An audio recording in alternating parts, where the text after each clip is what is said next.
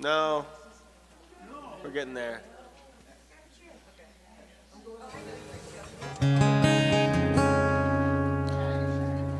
Thank you. I got a Goodwill the other day. $4. Yeah. I know. I was in Scottsdale, and so it was like, go to Scottsdale Goodwill. It's like,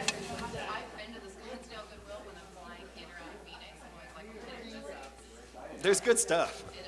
Thank you, wasteful rich people. Sammy's like, I was dressed this morning. Sammy's like, that's a cool look. I'm like, yeah. Well, Sean, yeah, come here. I said, yeah. Hang on, this is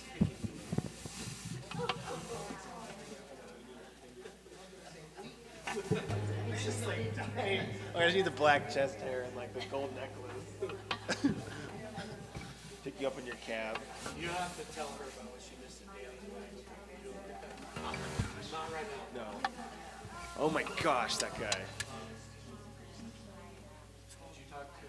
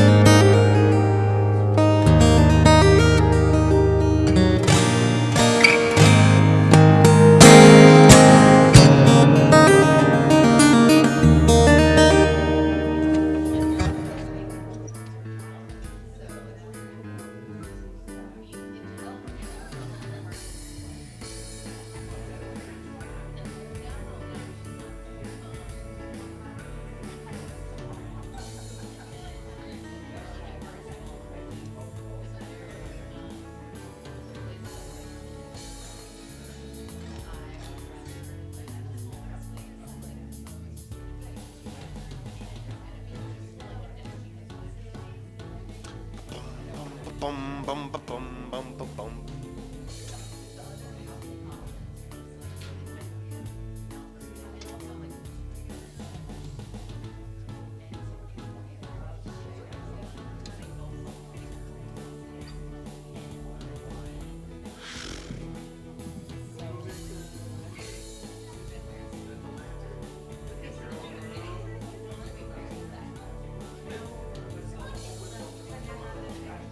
Probably qualified.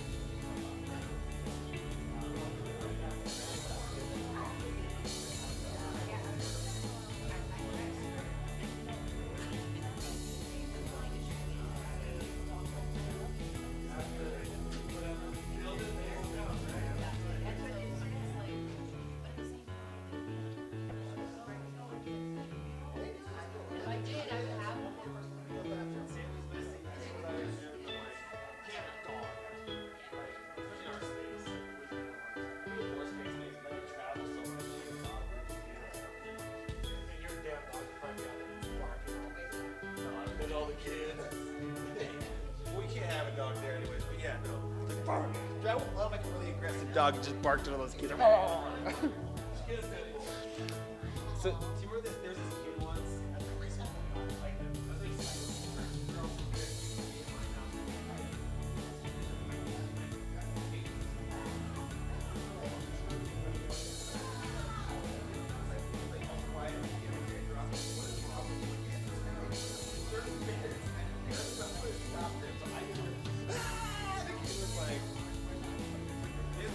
At the gate and yell, fight, fight. Good morning, everybody. Unmute Sennheiser mic. All right, good morning, everybody. Let's stand for our opening number. All you need is love. They say all you need is love, but I could use some more sleep. I don't know about some of you, but I'm doubtful. All right, so let's see what we've got lyric-wise up here. This is my bad for not checking in with Sean. There's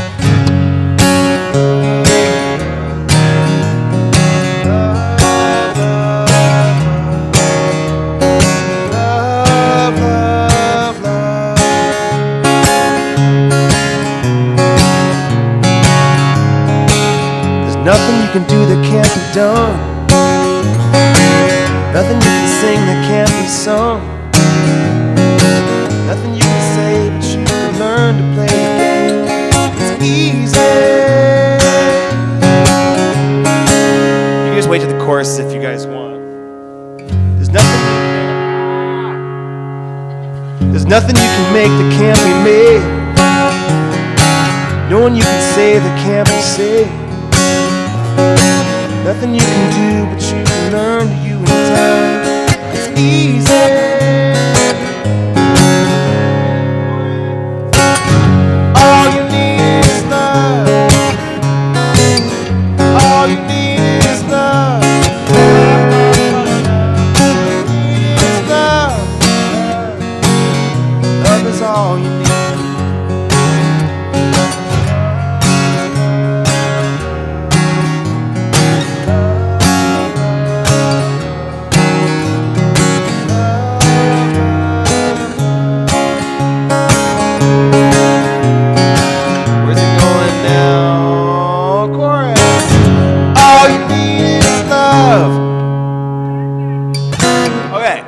Way more enthusiasm than that. We don't have a brass section. Michael's trying hard. Michael is trumpeting his little heart out. You all need to bring the same level of enthusiasm. So let's try. All you need is love. All you need is love. All you need is love. Love is all you need. Do that one last time. All you need is love. All you need is love. All you need is love. Love is all you need.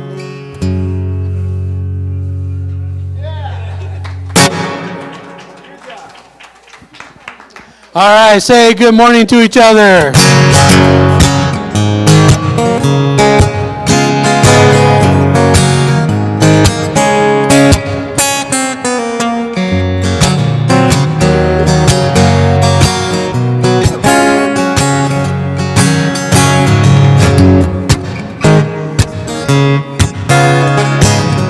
All you need is love. All you need is love. Love. Love is all you need.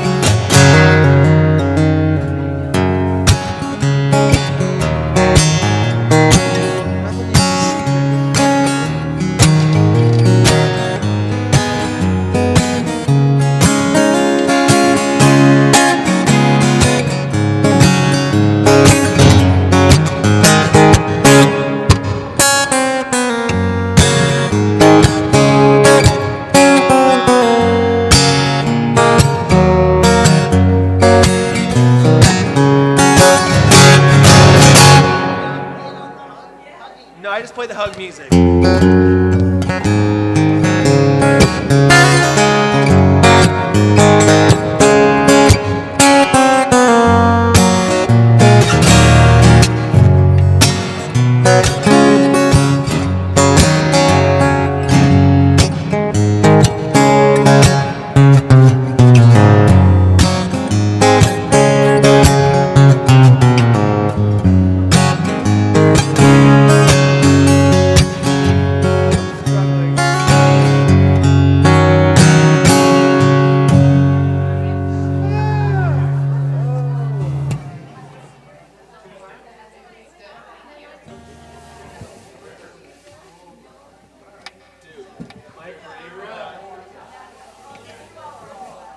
My brain cannot process basic chord changes right now.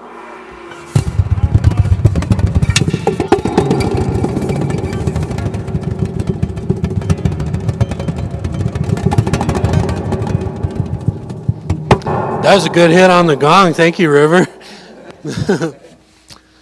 All righty. Good morning, everybody. Check out this picture. This was submitted by Shar, who's conveniently not here. This is Soldiers Past. So if you're out hiking, roaming the world, just bored, you can send me pictures. We'll include them in our good morning slides. I've got 6 left that I haven't used, so if you want to get in, now's the time.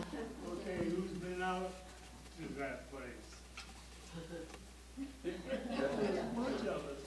All right. The rest of you should feel very bad and left out.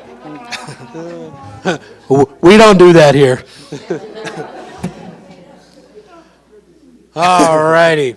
Welcome to Unity of Flagstaff, where all are welcome. If you're a first-time visitor, please feel free to fill out a blue info card in the lobby if you wish. You can return it in the basket later or hand it to one of the greeters that you met on the way in. And now we're going to get to our announcements. So we have an Amazon wish list. If you weren't aware, this QR code will take you there. You might see an ad before you get there, though, and that's just the nature of it. You can also get to our Amazon wish list through the newsletter. We have the link in there every week. On the needs board, we have some updated items on the needs board, and I'll tell you one of the most important ones, I need a vacation. So if somebody would love to sponsor that, that'd be great. All right, check out these beautiful people that went to Flagstaff Family Food Center earlier this week. So they served approximately, between the dining room and the window, approximately 500 meals. So big round, let's do another round of applause. That's amazing. You all are wonderful, wonderful people. And you know what I love is this group is never the same. It's always rotating, and so that just really shows how much you guys care about the community. So that's just a big shout out to you guys, to your generosity. I really appreciate that, and I love seeing that. Fun fact about the Family Food Center, for those of you who volunteer, they have only closed once in like the 30 years they've done it, and people from the neighborhood still showed up to make burritos for people. So you're all part of that legacy. It's really cool. We're going to do Unity Coffee Hour coming up Wednesday on the 18th at Campus Coffee Bean, 9:30 a.m. The new book study, they're taking a week off. They will start Thursday, March 26th. So they're going to be doing the 5 principles, and we have changed the time from 9 a.m. to 11:30 a.m. That way we hope more people can participate. If you have any questions, find one of our prayer team members. All right, if you own a local business, you can advertise in our newsletter. There's the pricing for 6 months or 1 year. If you have any questions, let me know. And here's our local business partners. Let's all give them a round of applause. These businesses are either owned by members of our congregation or they work there. And this is fantastic that we have so many, at least for a crowd of this size. So I think that's awesome.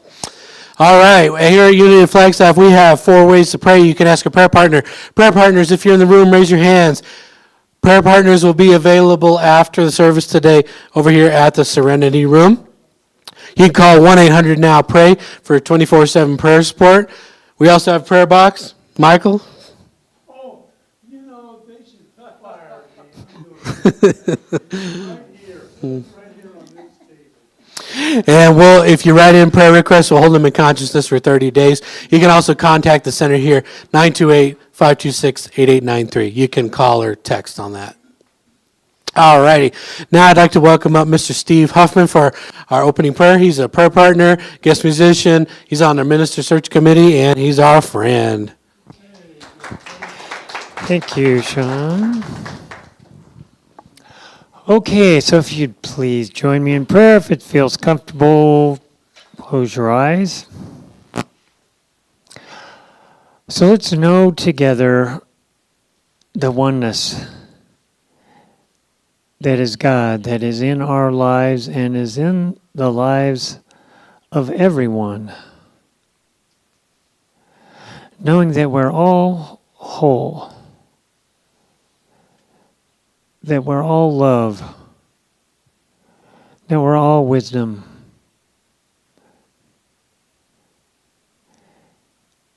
And it's just a matter of us being open and turning within to access some of those spiritual powers and spiritual aspects of ourselves. And so it is.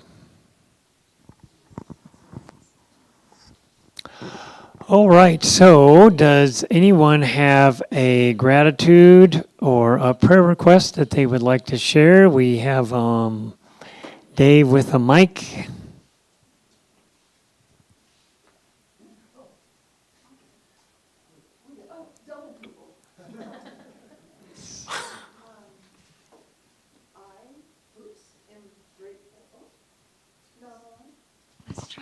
Okay.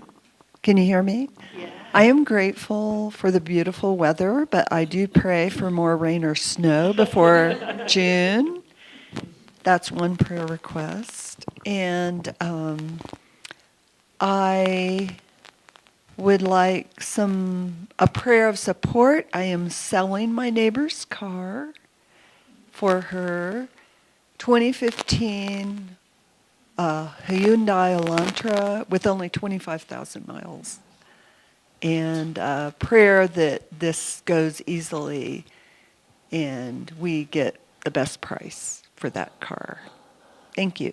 Okay, so let's know together that Cynthia is having a smooth time selling her neighbor's car and that it works out the best for everyone involved. And let's know that we have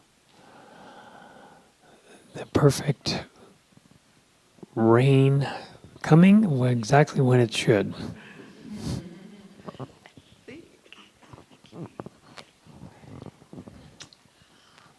I am grateful to the people who volunteered at the Family Food Center Monday.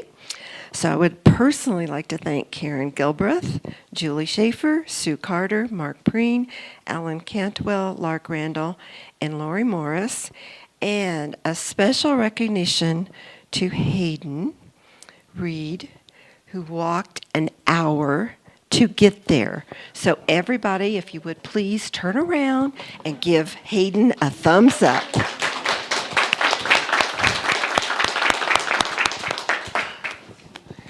Thanks to everyone. I have a couple gratitudes and yeah. So I am grateful that school starts tomorrow, and I'm really excited because I got all 4s and 3s and some 2s for my grades before summer break for the end of the quarter, and that I showed improvement. And I would like, my snail passed away a couple months ago, a long time ago, and he ran away, and then the dogs ate him. and then I wasn't really forgiving myself because I felt like I was a bad mother to him, and my dad ordered yesterday escargot, and I tried it, and I still haven't forgiven myself. So I have a prayer that he rests in peace and that he just is present.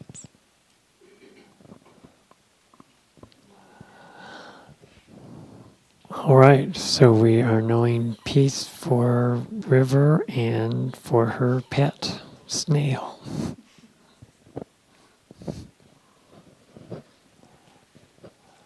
I have a prayer request. I got a call from my sister, which maybe some of you know. She came to church with me from Texas, and her husband is passing. And so I want to pray that he has a very smooth journey. So, Lord, what's your sister's name? Lee and Ray, okay.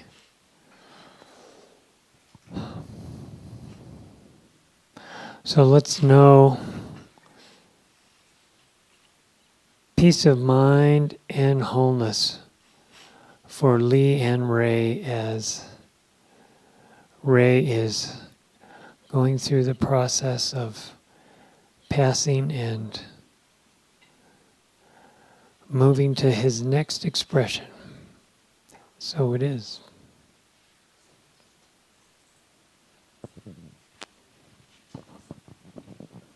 All the actions over here. Okay. I'd like to ask for prayer for my brother Mark. He's back in the hospital, and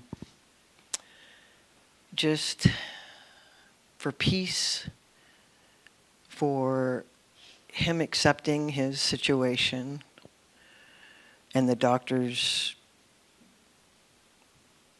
nurses, and aides being grateful for them taking care of him. I know he's very impatient. Just mainly just for him to accept where he is in his life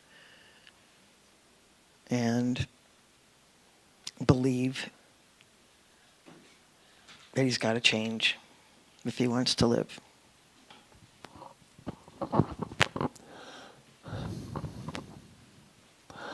Okay, so, and we have had Mark and you on our prayer list, so we'll continue to pray for both of you, and let's know together for Mark, wholeness and peace of mind, and for Lori, peace of mind, and knowing that all of those who care for him, doctors and nurses and caregivers, are all expressions of the healing presence of Spirit. So it is. I'm not sure if anyone in this room knew, I think you did, Steve, Suzanne May Ellen, who was the first, when I first went to the Church of Religious Science many years ago, which later became the Spiritual Living Center, she was the first minister there when I started going. Wonderful person. Then when she stopped being minister, she started a goddess group that I was in for 12 years. And then she and her husband, Jeff, moved, and they ended up moving to Portland, Oregon. And I just found out that her husband, Jeff, passed. Jeff Criminal. Yes. So Norm knew them too because we used to go to that. So just a prayer for Suzanne and her family and Jeff on his next journey.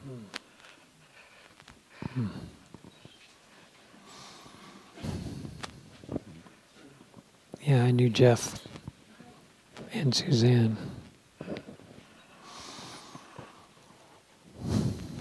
So let's know peace of mind and comfort for Suzanne and losing her husband, Jeff, of many, many years. And peace of mind for his family.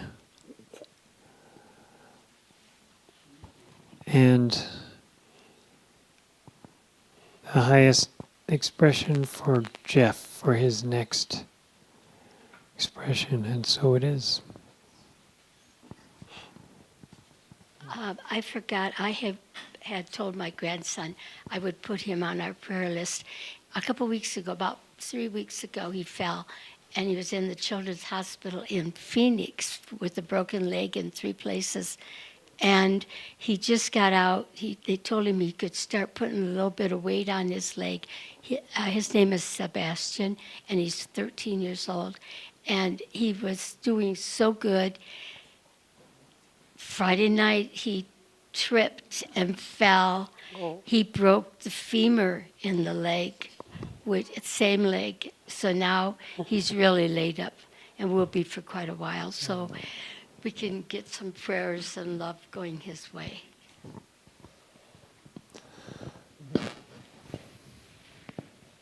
So let's know together wholeness and healing and light for Sebastian and his family.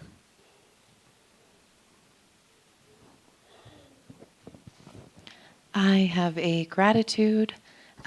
This past week on Thursday was my dad's birthday, and he was having a really wonderful time because his partner was in town for the whole week visiting him, and it sounded like they had a really good time, even though they've been long distance for a while.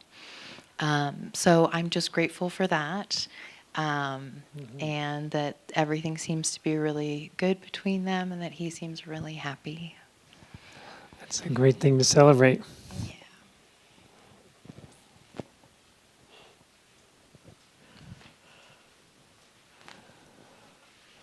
Okay, I guess that's everybody. Oh, one more for River.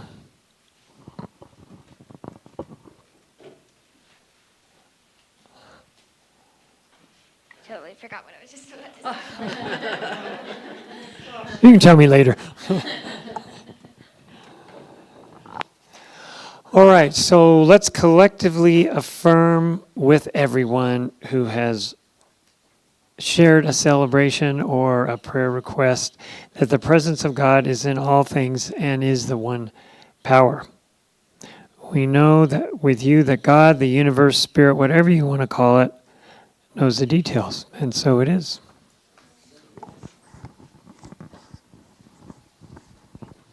Thank you, Steve. All right, now let's welcome up today's platform assistant, Elaine McKee. She's a meditator, our platform assistant, our friend. Come on up.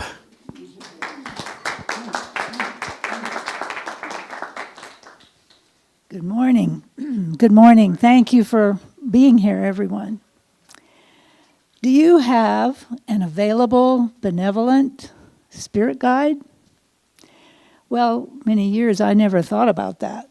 And I believe that somehow God, Spirit, or whatever name we use, was aware of me, but I sure didn't expect tangible, real-time demonstrations.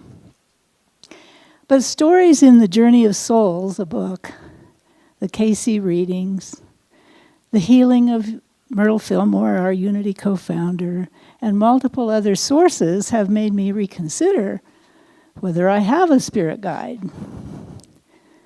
I remember Tom's earlier service and your experiences with Katuwa and the Cherokee, for example. Well, most of my guidance seems to come in the form of ideas, but here was something a little different.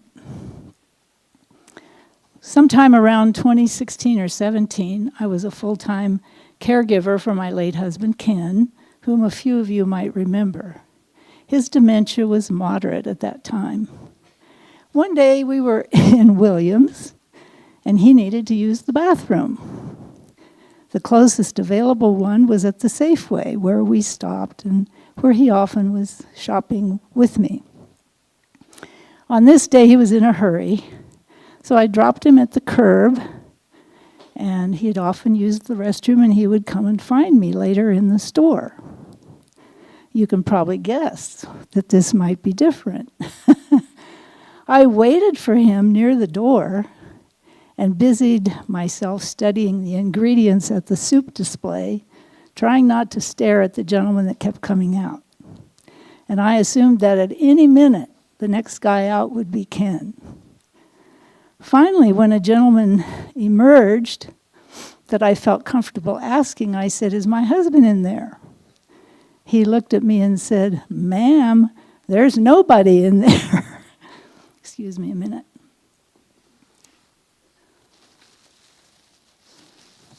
So with a faster pulse, I walked the aisles twice.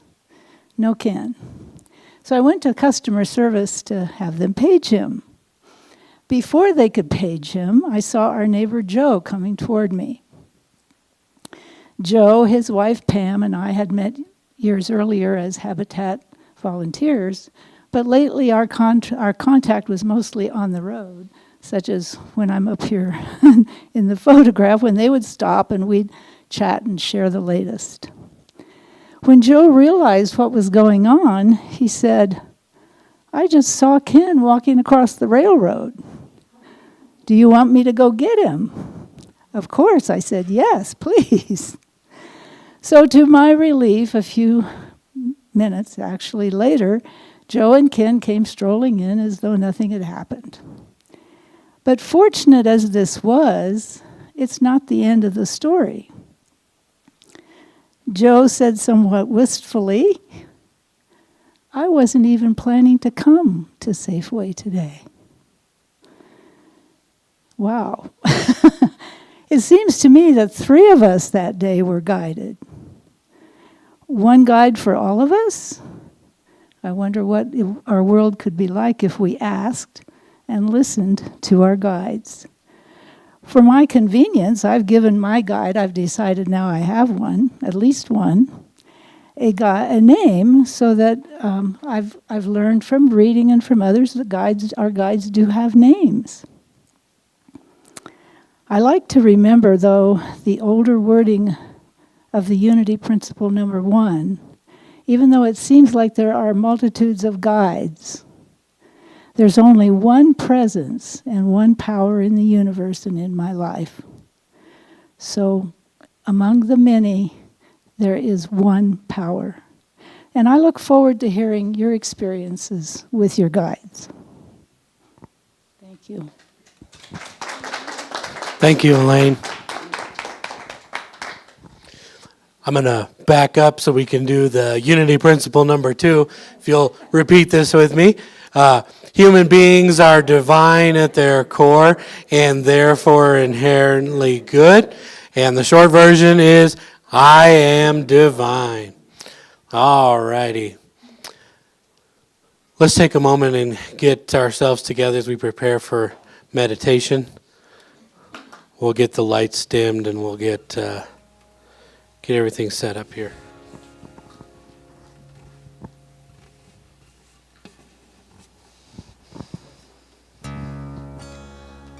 All right. All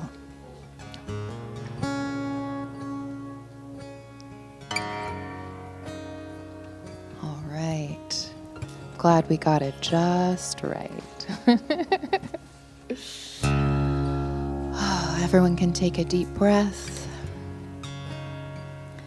And let's feel this intentional pause for ourselves and together as a congregation. As we become still and release any thoughts, we make space in ourselves for openness and love. We feel the divine connection supporting and uplifting all beings.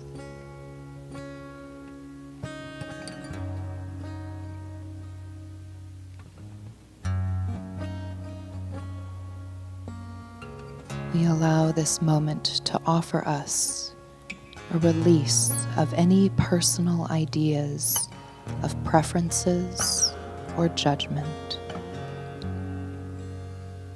And we are held in the embrace of harmony and peace.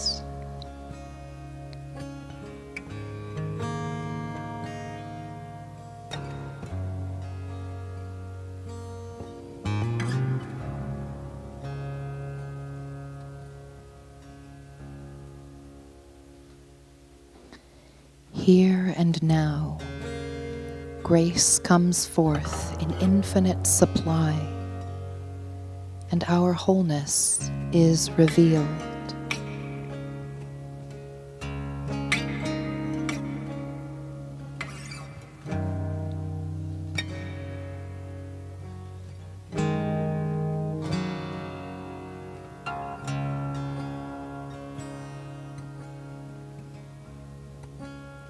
let's make space in the silence for this grace and love to unfold naturally, transcending all things.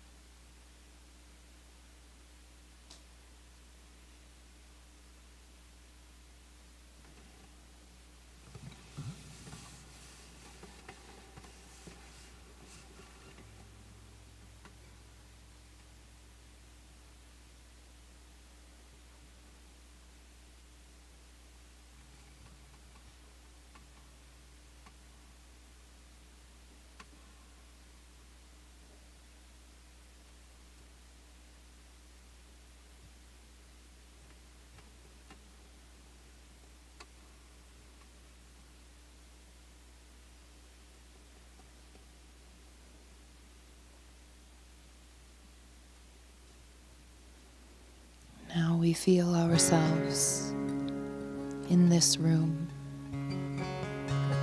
filled with the grace and love that lives in us and in our connections to all people and all elements of life.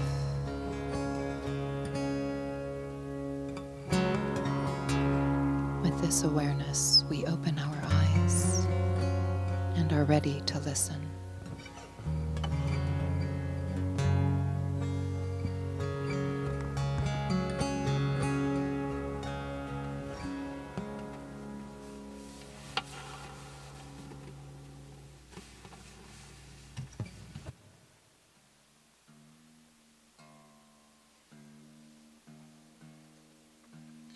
So I don't know about you. That is not me and my daughter, but it does look a lot like us, Sean. You're right. That's very strange. So I don't know about you, but I've had a profound sense in my life that I have no idea what I'm doing. Does anyone else have ever felt that? And it's crazy because for me, we talk about these moments of feeling guided, and it's been precious few moments in my life where I really felt like I was being guided. Most of the time, this is just my experience, I felt like I was just stepping off into abysses with some sense of faith. Just going, okay, we'll see what happens. Okay, I'll drive to Nebraska and play a show somewhere I've never played before. Hopefully it works out. And that's been most of my adult life, is having a profound sense of just, okay then, let's see what happens. Because really, no one's given you a manual on how to be you, right? No one's given you a guide per se that's very clearly. It's just, you just have to figure it out, and you do have to listen for those whisperings and those things. But I think for most of us, it's pretty subtle. Some people, it might be dramatic experiences. This is a song about not knowing what I'm doing. And the opening line is, I was 10 years old, first time without my training wheels. I was 4 and a half and I learned to ride a bike, but 10 just sings better. So my mom said, makes you sound like you were just really slow, Ryan. I said, thanks, Mom. 10 just sings better.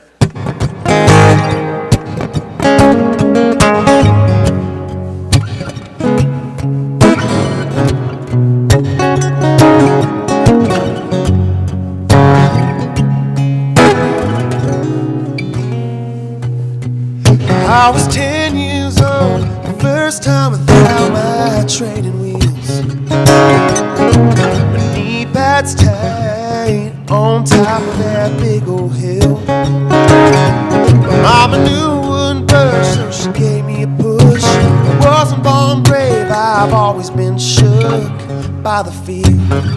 Been shook by the fear. Well, the world moves fast, so you hold on tight. There was only one thing on my mind. Am I doing this right?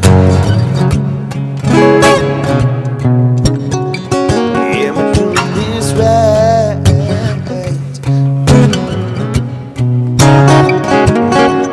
I was young and dumb, I was falling in love, I was 15.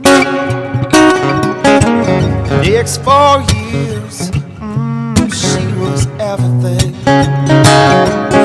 So messing it up wasn't part of the plan. I was a stupid boy when she needed a man.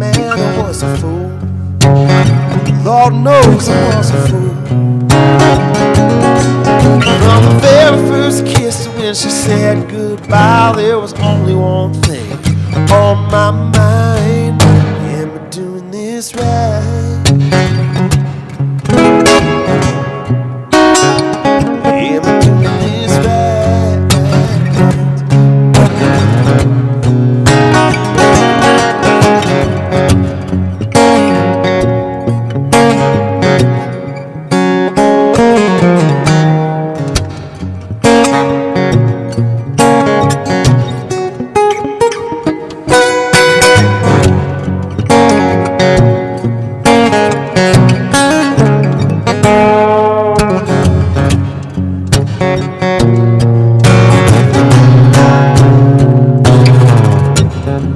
Like I said, there's precious few moments where I felt like I was making the right call. For the most part, it's always just been, well, let's hope this works out.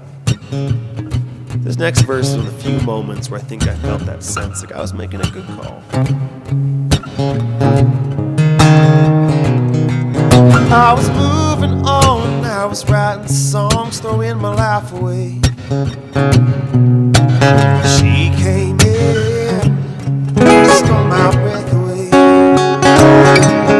'Cause falling in love wasn't part of the plan. I was only a boy, but love made me a man. It was true. I fell in love, and it was true. I was 21 when she took my hand and became my wife. I'm doing this right. I know I'm doing this right.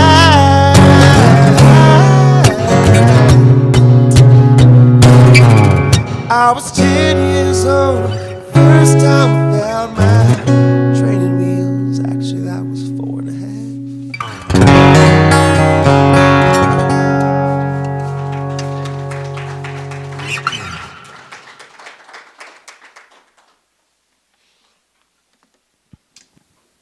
Thank you, Ryan. And now, time for our guest speaker, Mr. Tom Gebler. Haven't seen him in a while. Let's give him a big round of applause. I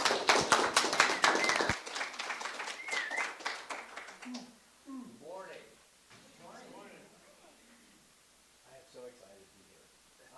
And I want to thank a lot of you who had asked, and thank you, Dixie, for prompting me to do this. A lot of you came up to me and said, hey, how's Hayden doing? So I'll give you a quick update. They're settled in Ocean Beach, California. Sonny and Hayden have both gone through a couple of job changes.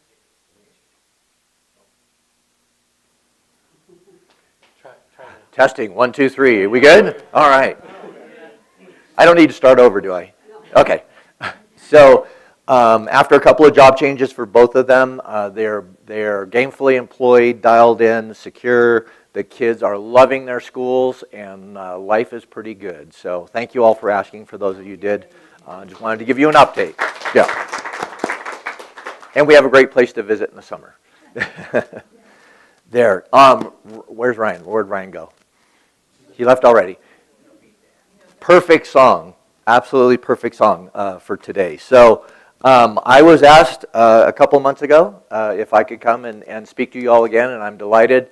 And I said, what are y'all talking about? And the answer was, you can talk whatever you want to talk about. So I have been hatching what I'm going to present today. We're going to cover a lot of ground, but this is one of my favorite topics. I've always been fascinated with the natural world, our natural environment, and spirituality, and the humanity that lives in between. This is our human experience. When we come in here, we get a lot of spiritual, wonderful messages, which drives us to that sense of ourself here. And we are also on the earth, living in an earthly plane. We've got a drought here. We're all wishing for more snow. So we live in this mix of all of those. And so today I'm going to focus on our humanity there, because there's a lot that we can talk about in our humanity. So before we begin, I want you all to take a breath. You don't have to close your eyes, but I want you to think about these 3 questions. You don't have to answer out loud, but contemplate them. Who are you? Who are they? And where are we going? Just sit with that for a second and see what might comes up.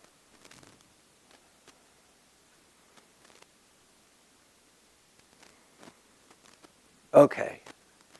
Raise your hand if you know someone who's completely at peace and harmony in both situations until they get behind the wheel of a car.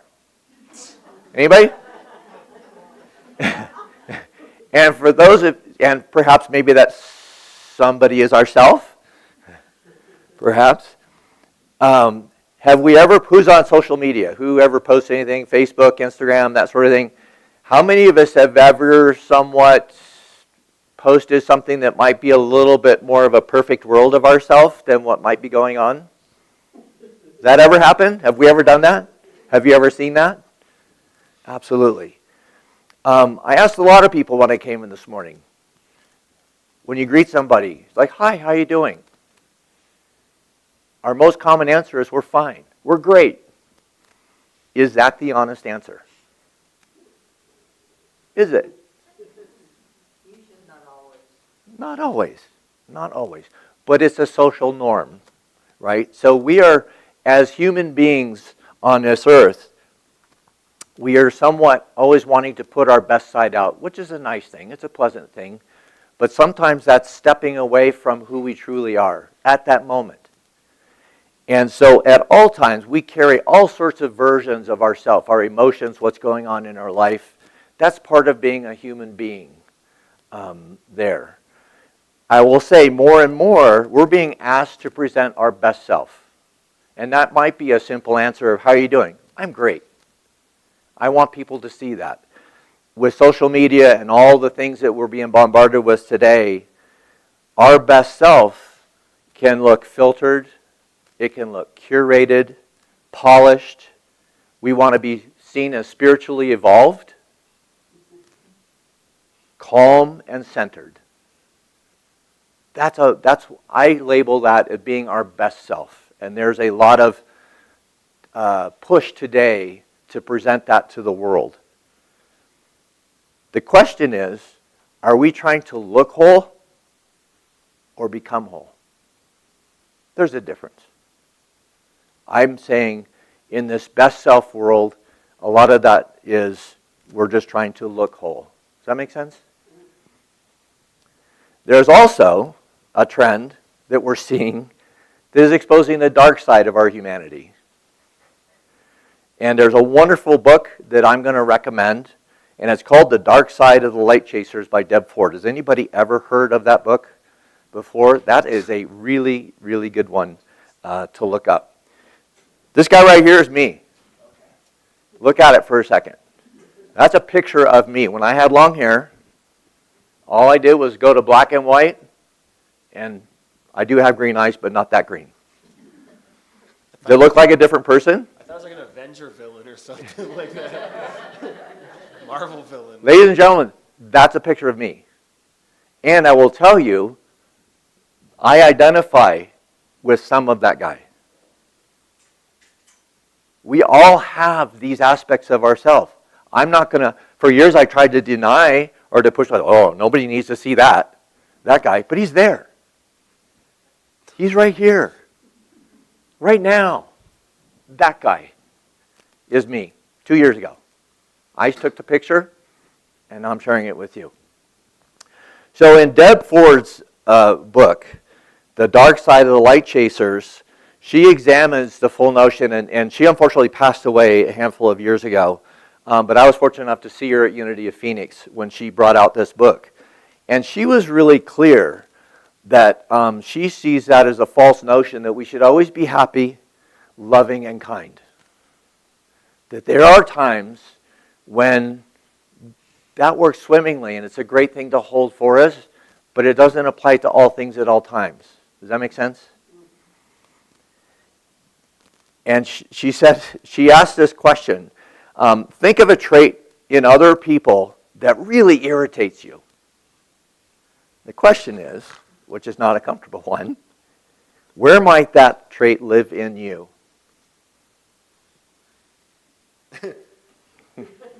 You don't have to answer. And her question in this, or her statement in this, is what we reject, what we push out, does not disappear. It does not go away. It goes underground. And in us, sometimes it comes out sideways. Unhealthy versions of that show up in our lives. If you attended my talks on Cherokee, I'm going to briefly cover this story of the white wolf and the black wolf. If you remember that, it's a Native American story, and a grandfather's talking to his grandson, and he says, inside of us, we carry a white wolf and a black wolf.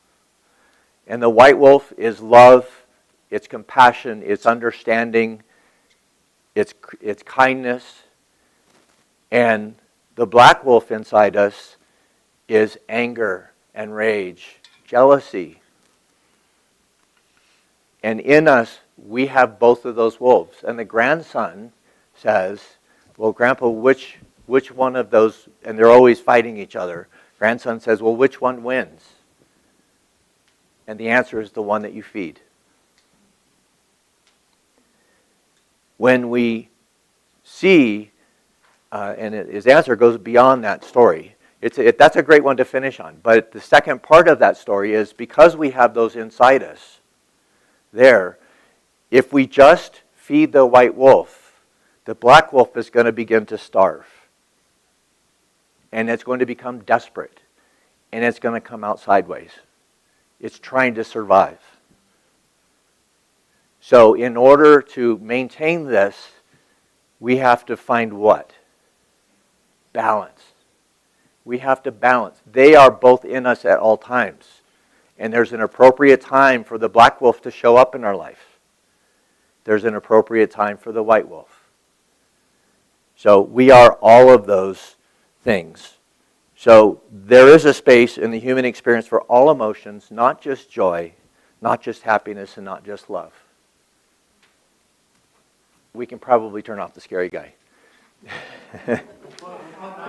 We'll go back to nice Tom. So there's a story in the Bible, Jesus and the money changers. Jesus comes into the temple and he sees the money changers and the dove that are being sold in there. And what does Jesus do? He kind of pitched a fit, didn't he? He wasn't having that. And I would say if there was somebody who did not know Jesus and was witnessing that on the outside, they might look at that act and say, that guy's got anger issues. It's Jesus. So the question is anger in this, is this anger or is this alignment? There's a difference.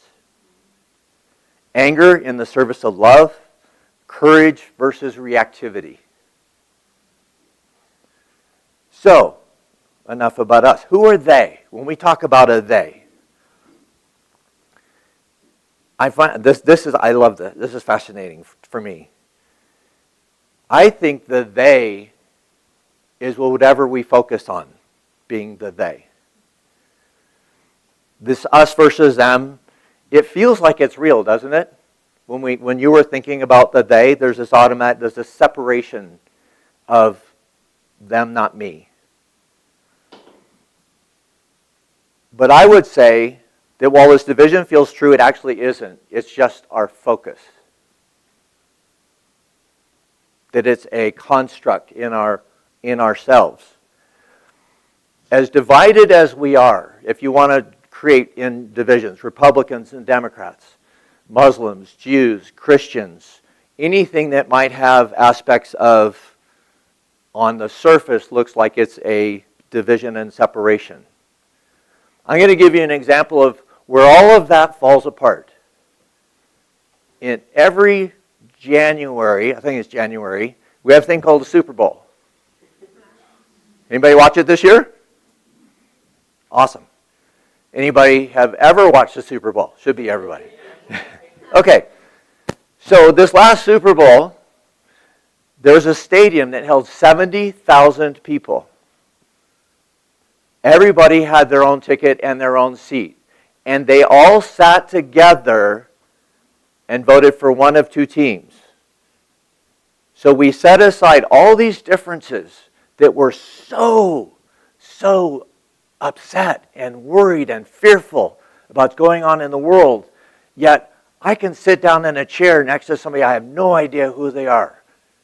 Are they gay, lesbian, LGBTQ, whatever they're, it does not matter in that stadium. What happened? What changed? Nothing. But our focus shifted out of this world that we're living in into this arena, into this event for that day, for those umpteen hours. And we suspend it all. It's all gone. And then when we walk out to the parking lot, it filters back. So when I say if we have the capacity for that, it is our focus. It's what we are choosing. It's what we are holding in our hearts that create the separation or our connection. Does that make sense? And it does show time and time again. In that moment, what is happening, what we find is that there's a common purpose, a sense of belonging, or some identification that we have with somebody else in our life. But those sometimes often create a filter, and it creates an us and them type of an idea. The happiest people in the world, year after year after year. Does anybody know where the happiest people in the world live? Bhutan. One of the harshest, humans should not live there places on the planet, has, year after year, been those people are the happiest people on the earth. They have hardly anything to do but to survive their winters that are there, to create enough food to stay alive. What is there that they have that makes them so happy? A common purpose and a belonging. They share amongst each other because if anybody starts to say, well, I got mine, you got yours, somebody's going to die. It's that's their survival mode. Yet year after year after year, they have none of what we have. None of the trappings, none of the choices that they have. Yet we consider them the happiest human beings on the planet Earth. I find that remarkable. Also, interestingly enough, this year they put out, what are the happiest countries to live in?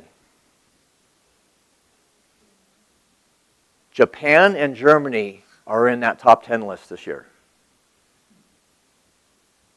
Since World War II to today, those two countries have created an environment where they are now listed some of the happiest places on earth, countries to live. Their stability, their government, their freedoms that they have. The United States is not in the top 10. For me, that's stunning. It's stunning to know that. We've never been more connected or having the ability to stay connected with each other, yet we are finding ourselves more lonely, more depressed, more anxious, and more lost than we ever have. I think it's time to examine where that connection actually lies. Has anybody heard of the Milgram experiment? Okay, that was Stanley Milgram, Yale University in the 1960s. Did an experiment where he brought in a group of actors to be sitting around there so you all didn't know that half of you all were actors and the other half were not. The experiment was kind of a pain therapy situation where people were paired up, they got to know each other, and so Elaine, you're going to be my person, she's an actor. I'm the one that's being studied. So we spend time together, and I'm supposed to give her questions to test her memory. And when she fails, I give her an electric shock. The difference is that I can no longer see her. I can hear her, but I cannot see her. So everybody goes into their respective booths.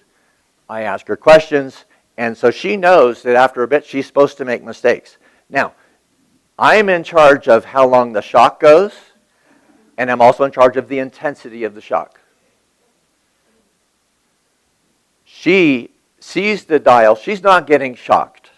Everybody understand it? She's not getting shocked. She's an actor. But she's supposed to respond. So when she messes up, she sees what I've turned the dial to for how long and for how high. So guess what happens in a very short period of time? It starts to get uncomfortable where I'm hearing Elaine saying, "Oh, that kind of hurts."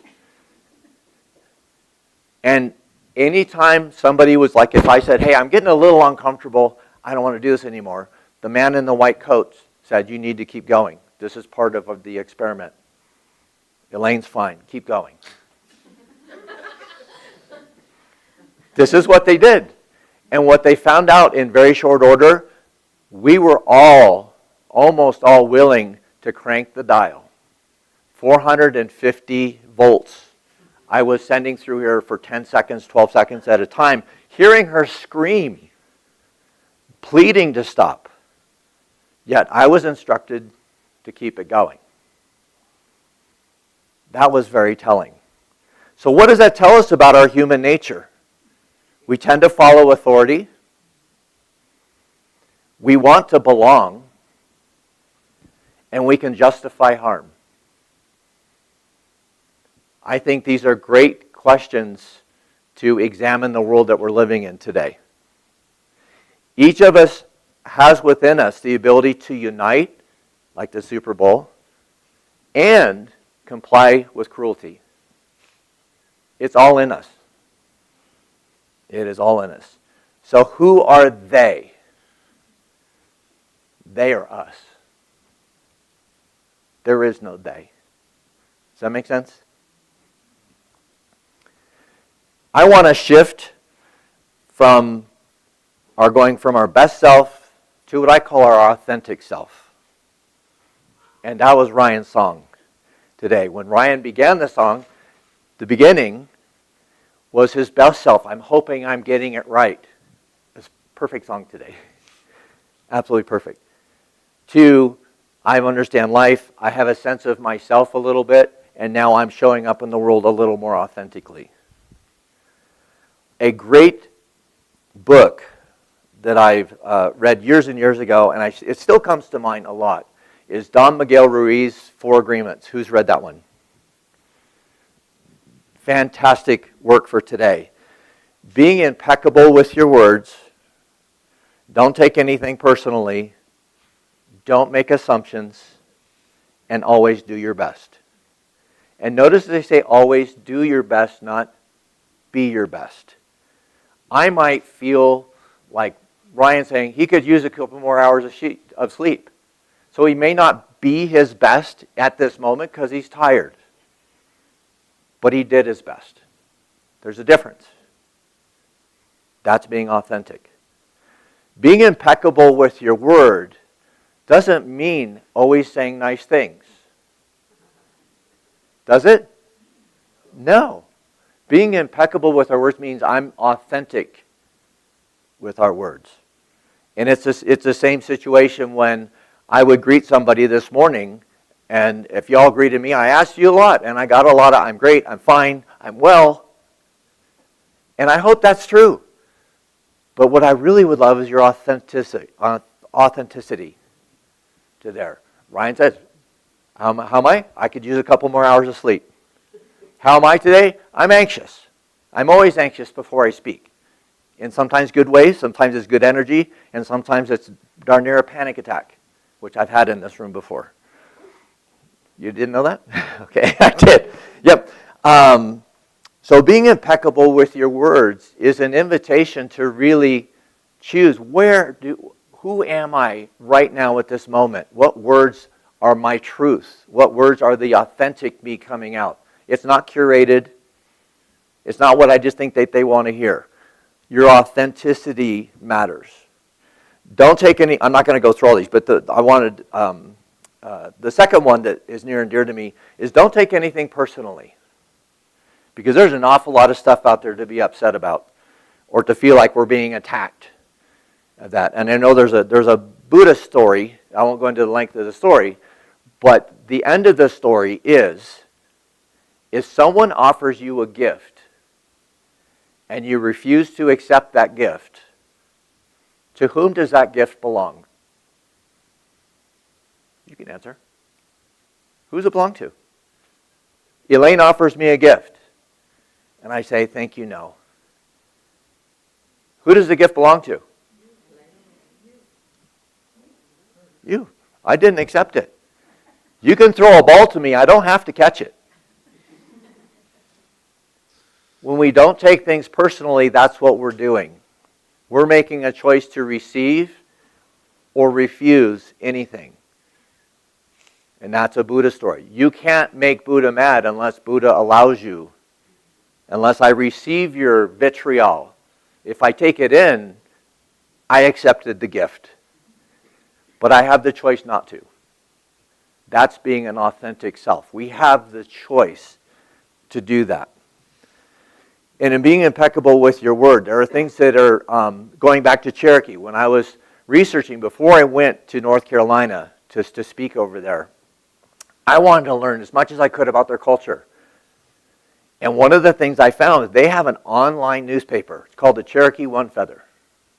And I was looking at all the community events, and they have some history stuff, and I was starting to really get a feel, and I noticed that they had an op-ed section. Now, who of you have read op-eds in a normal newspaper? What are they mostly? Unhinged crazy people. There you go. So, and that's the norm. And so I was pretty excited because, like, okay, so here's what they're wanting to show. I want to go find out the dirt. And I thought, op-ed's going to be a perfect place to... Boy, was I disappointed. Article after article after article, expressions of gratitude for their community. Thank you for Dr. Jones, who did the emergency appendectomy on my child last week. Thank you for the softball coaches that just finished a great season for our kids. We look forward to next year. Article after article after article. So given the environment and the platform to express yourself, what do you choose to express? Because it doesn't have to be. It does not have to be. And I certainly thought that I was going to come across some, oh, here we go. Because that's what a newspaper op-ed was to me. It was always a criticism, a critique, something about it. And it couldn't have been more opposite. So much so, I contacted the publisher to say, hey, I've read through this. Do you edit all this stuff? Do you not allow? And he goes, no, absolutely not. He said, we don't want people to get too personal. So if they start naming names and stuff, but there's certainly, if they have a gripe or an issue that they want to share with the community, they're welcome to do it and we'll publish it. If it gets too personal, we reach back out to them and saying, can you rephrase this and maybe take their names out and still express the situation? And he said, Tom, 9 out of 10 times, they'll say, don't worry about it, I'm not mad anymore. Right? We're upset at that moment. And we fired it off. We're going to go. But aren't we staying attached to that, having to see that get published? Versus most of the time, once that passes, it's gone. It's not even there. It was there at the moment. But in the time that it takes to even get it published, like, oh, no. So I found that quite fascinating. So I'm going to describe something to you. And it's not about humans, but I want you to think about yourself, or I want you to put what I'm going to share with you in the context of human or humanity. In Japanese culture, there's a thing called kintsugi. Is anybody familiar? All right, we are going to have some fun here. In Japanese culture, when a piece of pottery breaks, it's repaired and adorned with gold. The broken piece will never be the same as it once was. It broke. It's changed forever. But they don't throw it away. They don't think of it less than. It is now seen as something that's beautified, not less than. This making sense? So think of, and the other great part of this art is that the changed area that's been repaired is stronger than when it was broken. And it's just a different piece of pottery. So think of a crack in your life, a failure, a loss, a regret. I've had them. I've had failures, me, and I've caused failures that I can wear on my heart and my soul. And would I love to bury that and to not show that to the world? Or do I bring it out, patch it with gold, and show that to the world? We all have those things. So, what if that crack that you might be feeling is where the gold goes? I want you to think about that. Is there anybody in the room right now that presently has recently experienced some version of that or something that you've worked on that you have repaired? Yes? And what is your name? Sam? Okay, Sam, stand up, please. And come here. I know. This is perfect. This is perfect. And thank you.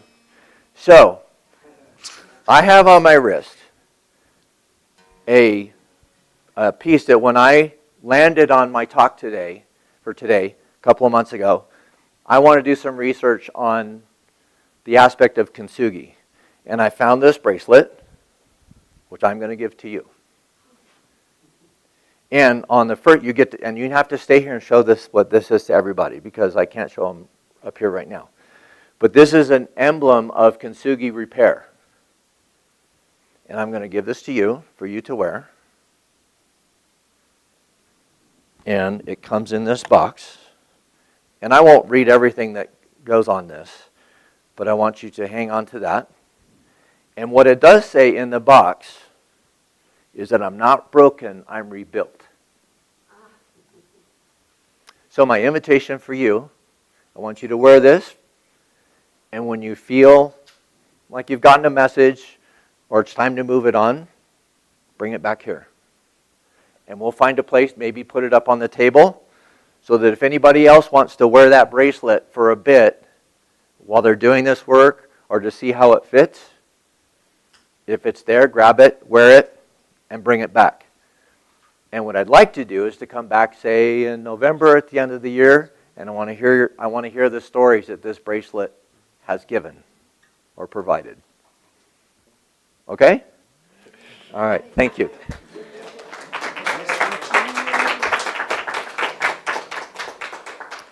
So how would your life change if your goal was authenticity instead of performance? We recently had the Winter Olympics. Did anybody watch Winter Olympics? Did anybody watch Elisa Liu win the women's gold medal? Absolutely, it's a highlight. That again was it's like, okay, well, we're going to be talking about that today. So Elisa Liu was a young junior champion of Chinese descent, and very, very early on in her career, she was winning one junior tournament after another. She was a prodigy, and so she became what the United States wanted to see as a champion. The World Championships, she won several junior championships, and this we're talking about a 10 and 12-year-old girl darn near working, competing against adults. She was an amazing person. However, on that level, what she showed the prowess for was her acrobatics and being able to do. She was one of the first female skaters to do a quad. Combinations of triples, that sort of thing. And because of that, her coaches, her dad, all the investment went to her becoming that champion. And she did really, really well for a very, very long time. And I believe it was the 2022 World Championships. She was expected at that point just to win that, win the Olympics, and just go on to great things. What happened, though, but her thing was her push for perfection, her push to be the woman that did the quad. And what happened at that level was a lot of the things that she didn't do, she under-rotated, so she didn't get points for that. And she did not do well. She did not live up to that expectation of this person that we all labeled her to be. And at a very young age, after that experience, she quit. She announced that she was retiring from skating because she wanted to be a teenager. Her whole life, she was told what to wear. I just read a thing on her. She was told that she could not drink water because of the water weight. She's got her performance to do. It was that driven. That level of perfection was put on this young soul. Talented as though she was. She got to a wisdom to say, I cannot do this. I need to live as a human being for a minute. And so she walked away. She did nothing. And that was a huge, the amount of money that and the sacrifices that her father and her family invested in that, and she walked away from it all. And 2 years went by, and she was skiing recreationally with friends, just doing life. And she felt the gliding and the skiing, and that reignited something in her skating body. And by this time, she's more of a woman. She's filled out. She's not the hardened athlete, perfect athlete anymore, because she's just being Elisa Liu. But there was something that reignited in her, so she put on a pair of skates, didn't tell anybody, and she realized that, well, when she did her little double, a little something very simple, she landed it. That reignited. And so, again, without saying anything, she started to practice a little bit. Then she called her coach and said, you know, I've been revisiting this, and I think I want to do this more. And he's like, sure. Didn't tell Dad. Because part of what she was feeling was if Dad got involved, it was going to go back. When she met with her coach, here's what she said. I'm going to skate what I want to skate. I'm going to wear what I'm going to wear. I'm going to eat what I'm going to eat. And you're going to help me. Her approach to now what she's doing has completely changed. She's doing it for herself. She's doing it for the joy of doing it. Here comes back the choreographer. And at some point in time, she realized that she can get back into competition. But she also realized, I'm not going to do quads. I'm a different body. I'm not going to do what the world is asking me to do over and over again, is to do the most complex, the hardest thing in order to win the gold. She wanted none of that. All she wanted to do was to skate. So she picked her music, she did her routines. The act of her routines that she did, the performance, was something that she could do in her sleep and she was comfortable with, and she put more artistry around it. Guess what happened? So here's the big thing, and I've spoken to you about this before. She's now detached completely from championships. She's now completely detached from outcome. She's skating for the pure joy of skating. Does she win the world champions? Did she just win gold in the Olympics? That wasn't her goal. That's the difference. Her goal was not to win. We saw other champions, and we've seen that over and over on that level, where people crumble, our athletes crumble under the pressure to win the gold. They've sacrificed everything. But where's their focus? Their focus is on the gold medal. Their focus is on perfection. Lisa Liu stepped on the ice, and she didn't care about any of it. And there were people, if you saw that performance, if you haven't, look it up and watch it. Because as soon as she finished, the crowd was on their feet. They knew what they'd witnessed. But it wasn't a woman who was striving for perfection and doing quads. They witnessed somebody purely expressing their joy on the ice. Huge difference in why she was out there. There's also a scene that if you've ever watched skating in the Olympics, they always have a camera set where they come in off of the ice and get ready to meet their coach. There's always a camera right there. And I hope they didn't edit this out. They had to bleep it. But when she got off the ice and the door swung open, you know what she said? That's what I'm effing talking about. But she said the word. They had to bleep it. Very un-Olympian at that moment. Pure joy. Pure joy. That moment struck me as like, wow, how authentic can you be in this moment? Because that's all it was for her. Was she did what she did. She had a blast. That's what I'm effing talking about. So, do we have any bakers? Okay, I'm going to come back to you. What is your favorite thing to bake? Yeah.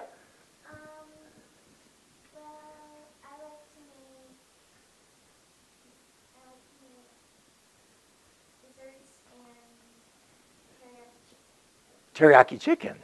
All right. And how about you? Whole wheat bread. Whole wheat bread. All right. So, next time you pull the bread out of the oven and set it out there, and it's just what you want it to be, what I want you to do is to go, that's what I'm effing talking about. Why not? So here's the point of this, is that when we do that, when we do something in our life, and we have one of these moments, when are we doing it? Are we doing it when we get the outward applause and the award for that? I'm inviting you. The celebration is when you pull it out of the oven. The fact that I enjoy it doesn't matter. Does that make a difference? You get that? That's an important thing. We celebrate when we are fully embodying our authentic self, whatever that is, whatever passion you have. In that moment, if you can express it, that's what I'm talking about. That's being authentic. I don't need this. I don't need an applause. I don't need somebody else's approval for what I did. I'm happy about what I did. That now I'm being authentic. If I have to wait for your approval to say, hey, that was great, then I'm out here. And that's more of it, am I being my best self? So the celebrations happen inside at the moment, most of the time when nobody's looking. That's what I learned from Elisa Lou in her story. Absolutely fantastic. So that's what I'm effing talking about, occurred here at 11 o'clock last night when I finally printed out my notes. I've gone through different iterations, and what do I want to focus on and what do I want to share? The excitement of everything that I did, which I'm just presented to you today and what we'll talk about in the workshop, my joy came last night when I printed this out. I have fun sharing with you, it's rewarding, but that's not why I did it. That wasn't my celebration. My celebration was printing this out and going, I have something to share in the morning. You see the difference? That also happened to be a kintsugi moment for me because I used to be attached, much more attached to outcome. And am I getting it right? It's a perfect song. Am I getting it right? Am I doing it right? There's also, the world has to tell me if I'm doing it right or wrong. But I would suggest all of us in the room now are old enough just to be authentic and to know if this feels good to me and I'm authentic in my approach, that's the win. Does that make sense to everybody? So, where in my life am I presenting my curated best instead of my authentic? These are take-home ideas. What would it look like to replace that best sense of self with my authentic self? What would be different? How would it feel? How would that show up differently in your life? And as you explore the notion for this, remember, with the Super Bowl, unity is possible. And with Milgram, harm is possible. In our daily life, choice is always there. So we are all having a unique human experience. Most of our truth in what we see comes from our choice or a point of view. That's something that we all share. So who are you? You're not a curated image. You're not your hidden shame. You're authentically a whole human being. Who are they? They're not a label. They're not a stereotype. They're human beings carrying invisible cracks. Where are we going? Well, that depends on whether we choose performance or our authenticity. Thank you.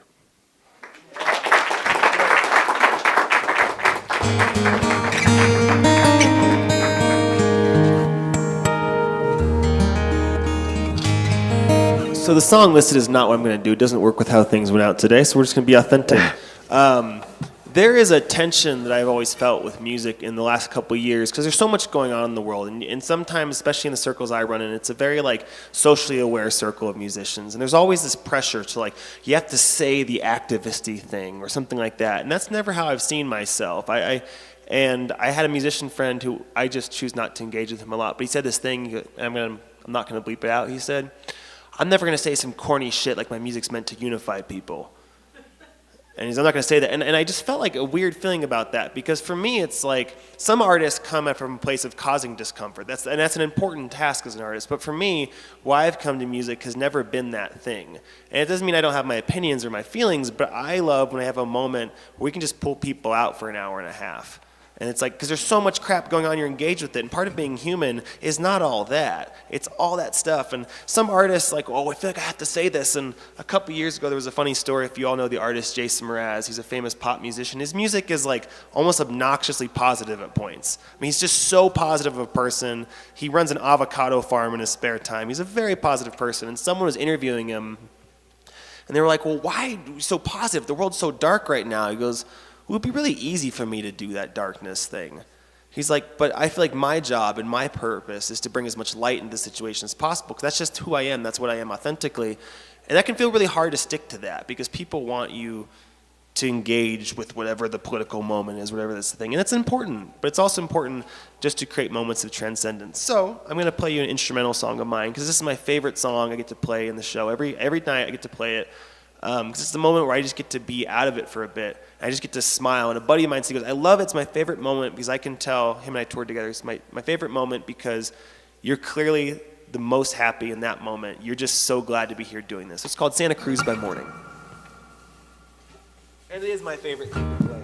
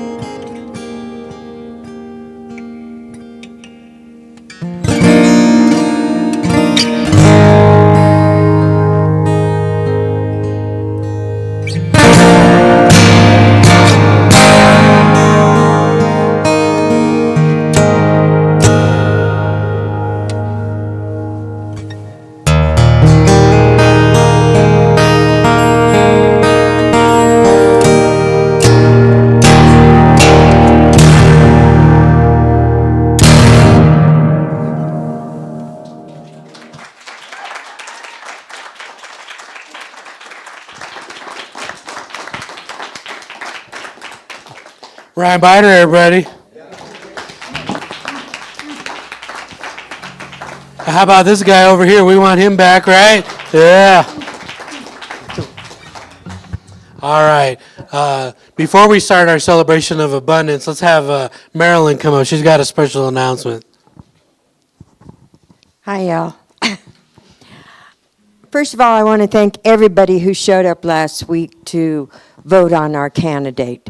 I really appreciated the attendance here. And what I want to let you know is that, yes, most of you liked him very much. So I want to acknowledge that when the papers came in, that was what it said. And unfortunately, after he got home and spoke with his wife, he decided to withdraw his candidacy. So we're still looking for a candidate. We're still looking for a minister. The other thing I want to make sure that I let you know is we know that Amanda Sue is not going to be able to continue coming up because she has founded her own church in Scottsdale, and so she will not be coming up the way that she was.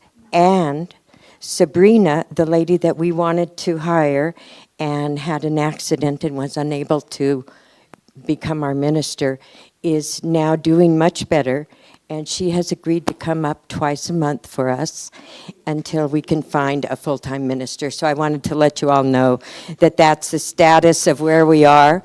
We're continuing to look for our full-time minister, and so please keep holding the space for us to have that perfect person show up for us.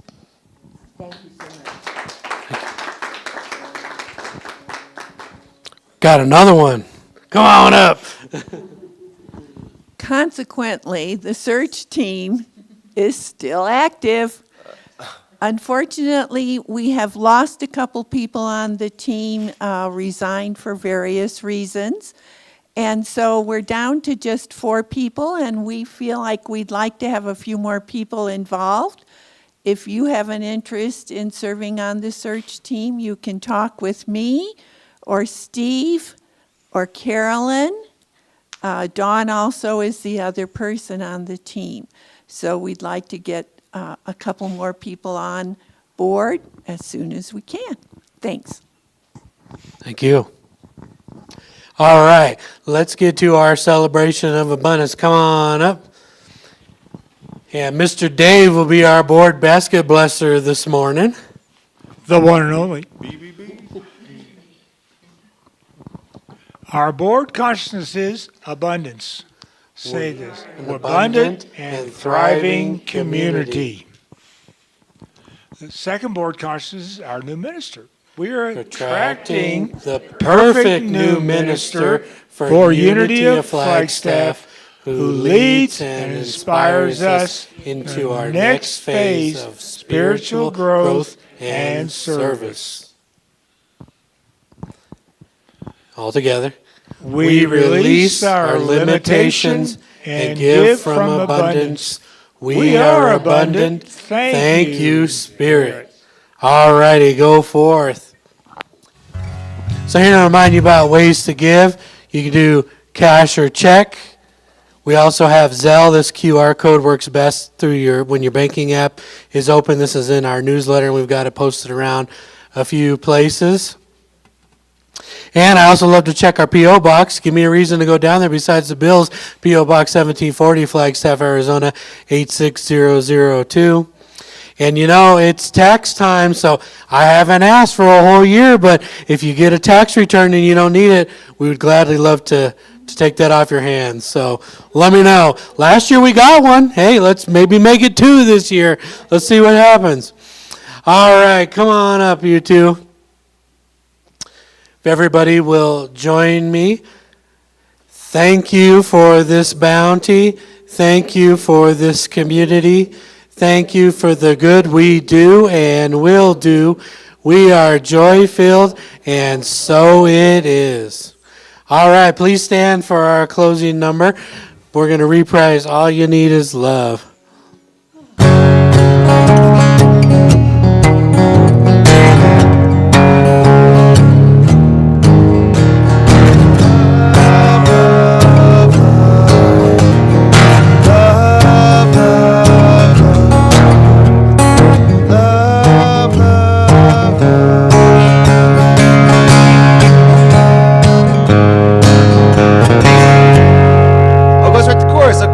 got this. I got this. It should have been obvious to me. All you need is love. All you need is love. All you need is love. Love. Love is all you need. All you need is love. All you need is love. All you need is love. Love. Love is all you need. Go in love. Ready? Love is all you need.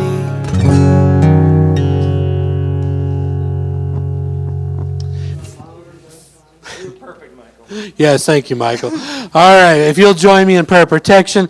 The light of God surrounds us. Claim the light. The love of God enfolds us. Claim the love. The power of God protects us. Claim the power. The presence of God watches over us. Claim the presence. Wherever we are, God is, and all is well. Great and amazing week, everybody. Thank you. And if you want to stay for the workshop, Tom's hosting, we'll give a few minutes to get set up here. Thank you.